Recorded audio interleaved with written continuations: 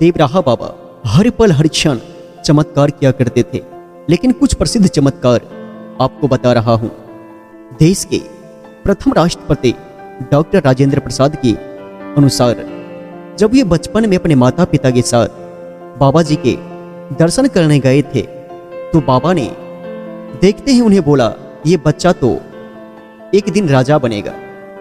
तो डॉक्टर राजेंद्र प्रसाद राष्ट्रपति बनने के बाद बाबा को पत्र लिखकर धन्यवाद कहा और वर्ष 1954 में प्रयागराज के कुंभ में बाबा का सार्वजनिक पूजन भी किया गया था। एक बड़ी ही रोचक घटना है। इलाहाबाद हाई कोर्ट के एक वकील ने, जो बाबा के भक्त थे, दावा किया था कि बाबा अपने शरीर त्यागने का समय 5 वर्ष पहले ही बता दिया था। देश में जब आपातकाल के बाद चुनाव हुए तो इंदिरा गांधी हार गई थी और उनकी जमानत जब्त हो गई थी, जिसके बाद इंदिरा गांधी देवराहा बाबा से आशीर्वाद लेने गई थी और उसने कहा कि हमारी पार्टी का चुनाव चिन्ह बाबा जी आप ही बताएं। तब बाबा ने हाथ उठाकर इंदिरा जी को आशीर्वाद दिया था।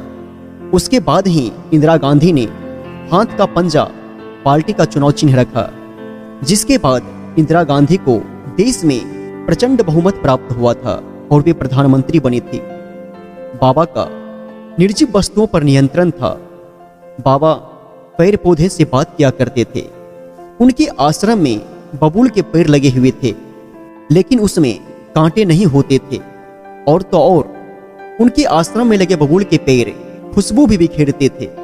भारत की महान हस्तियां देवराहा बाबा से आशीर्वाद लेने के लिए आते थे और उनके बारे में उनकी राय क्या थी। राजीव गांधी बाबा के बहुत बड़े भक्त थे।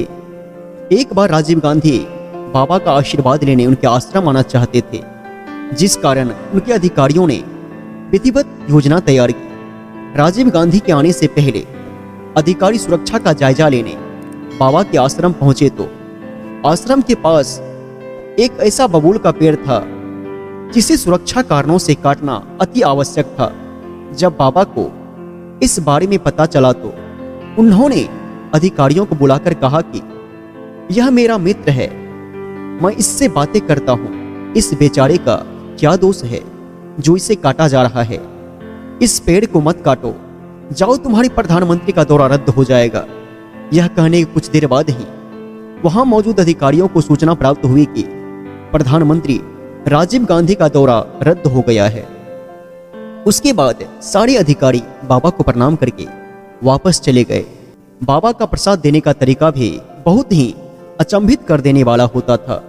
जब भी कोई भक्त बाबा से प्रसाद की मांग करते थे तो बाबा अपने मचान पर बैठे बैठे ही मचान की खाली जगह पर हाथ रख देते थे, तो कुछ ही देर के बाद बाबा की मुट्ठी में मिठाई, फल या मेवे आदि अपने आप आ जाया करते थे, जिसे बाबा अपने भक्तों में बांट दिया करते थे। बाबा अपने शारीरिक जीवन के अंतिम दिनों में मथुरा चले गए थे और अंत समय तक वहीं निवासरत रहे। भक्त बताते हैं कि संवत 2047 की योगिनी एकादशी यानी 19 जून सन 1990 मंगलवार के दिन अचानक प्रकृति ने अपना स्वभाव बदलना शुरू कर दिया। पशु पक्षी व्याकुल होकर तरह तरह की आवाजें करने लगे। आसमान में काले बादल कुछ इस प्रकार छा गए कि दिन में ही रात हो गई और जोरदार बारिश होने लगी, क्योंकि अब समय आ गया था एक महान योगी और तपस्वी इस मृत्यु लोक से विदा लेकर अपने परमात्मा में लीन हो जाए।